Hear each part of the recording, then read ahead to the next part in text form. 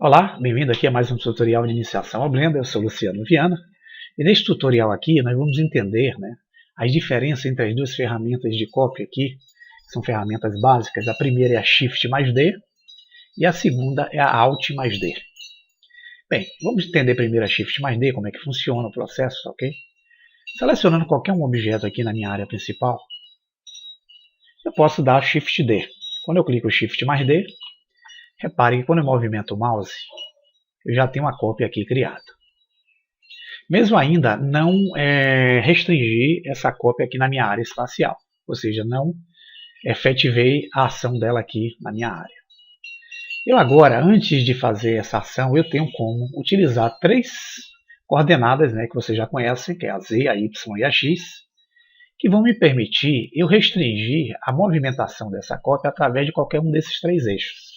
Se eu teclar a tecla Z, repare, a minha cópia vai se movimentar de forma restrita através da coordenada espacial Z.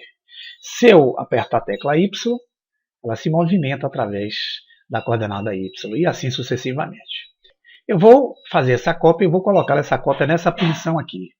Quando eu clicar o botão esquerdo do mouse, automaticamente eu estou definindo já a cópia do meu objeto aqui na área espacial.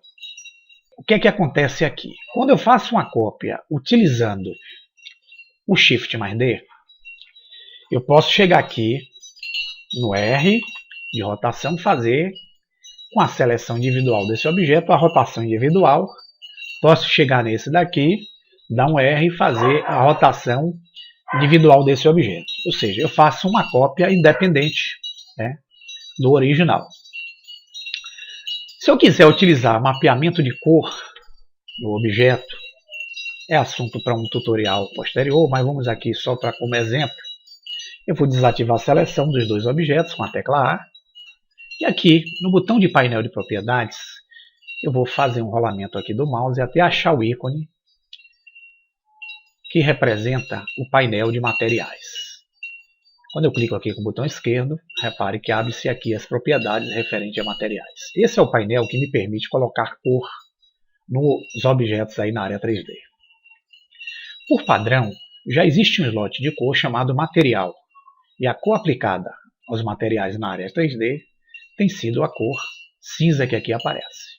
Repare que tanto esse objeto como esse objeto mantém a cor cinza na área central. Além desse material, eu posso adicionar tantos outros que eu queira e que sejam necessários aqui para eu trabalhar com cores. Como é que eu faço isso? Aqui nessa caixinha, à direita, eu tenho a opção New, ou seja, Add a New Material Slot.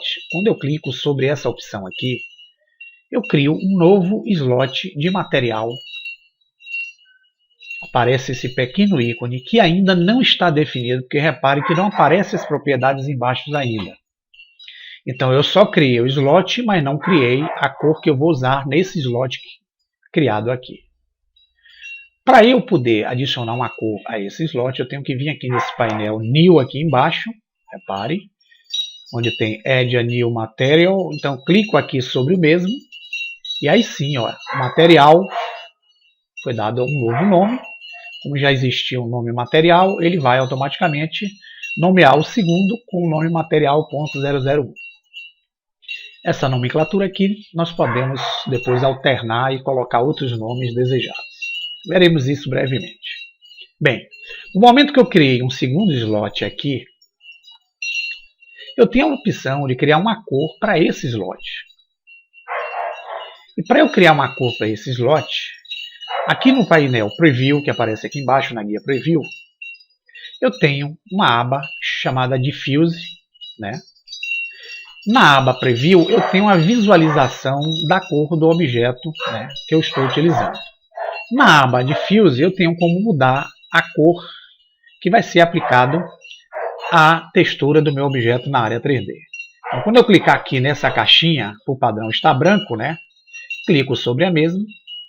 Aqui eu posso, com o botão esquerdo, através dessa paleta de cor, clicar sobre qualquer cor dessa aqui e eu defino, vou clicar aqui fora para fechar a caixinha, eu defino uma nova cor para esse material. Então agora tenho dois materiais. O primeiro que veio o padrão, a cor cinza, Criei agora um material na cor vermelha. Tá.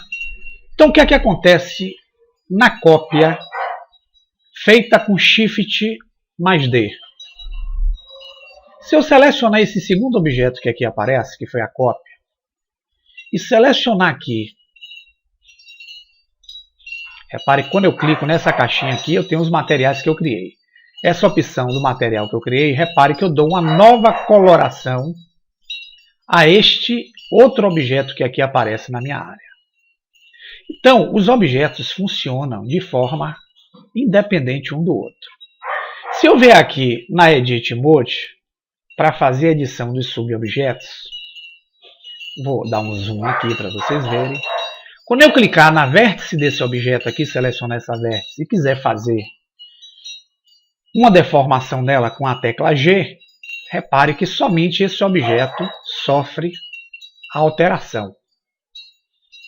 Clico aqui, então eu faço a